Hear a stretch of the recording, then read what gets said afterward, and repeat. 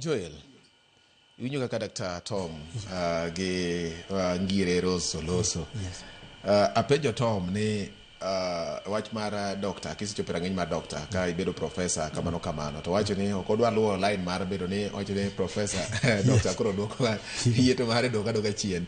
In iwuon ang'o mineno e wach mar igani? Bende gima wacho ni nitie nonro mana kaka ne wacho ni miya itimo. Yes.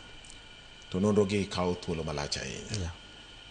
Lony mar ng'ato wacho ni ruruath e meo ruath. Ni ka ruath oruom ahinya to bedo ni ong'ere kendo bedo gi lony ong'e ni ka itimo gima kama.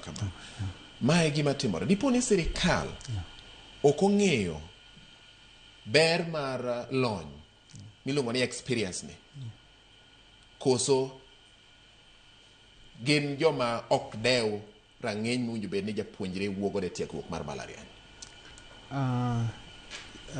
Erokamano kendo Bati. Aparo ni sirkal ong'eyo nikech sirkal nigi senior advisors in all sectors including education. Ko sirkal ong'eyo value mar lony ma professors ginenigo kod kata dakteche.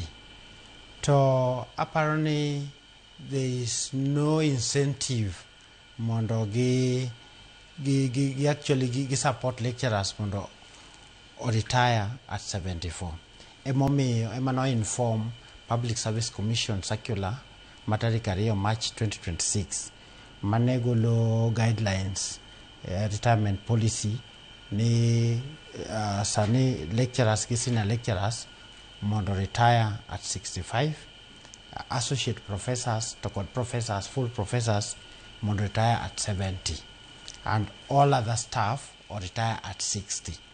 Koro aparo ni sirkal ong'eyo, but we fail to understand nikech kaka Dr. Tom wacho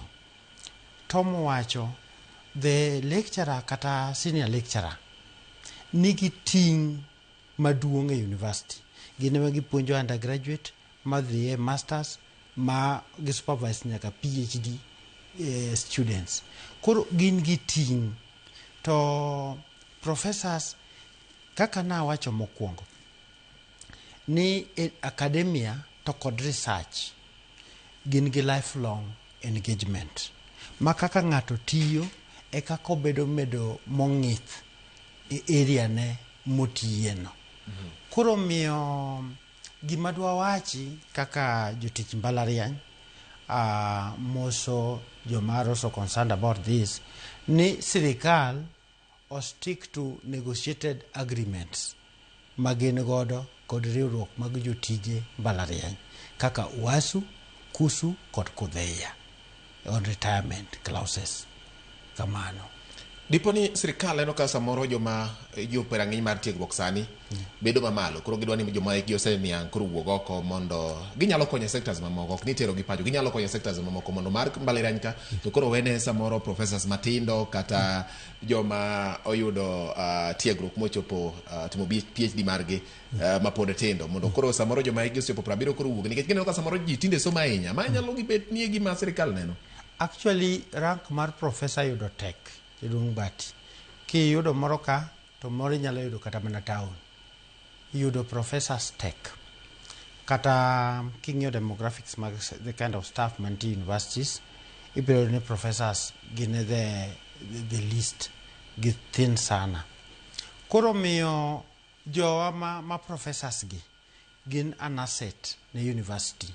Nikech kata mana the need for creating more opportunities mag new talent, jogi ema nyalo mentor new talent magi bed very refined professionals in areas mag specializations magi. Koro I think the government onego stick to agreements ma osebedo gi unions mag mbalariany. Kamano. Okay.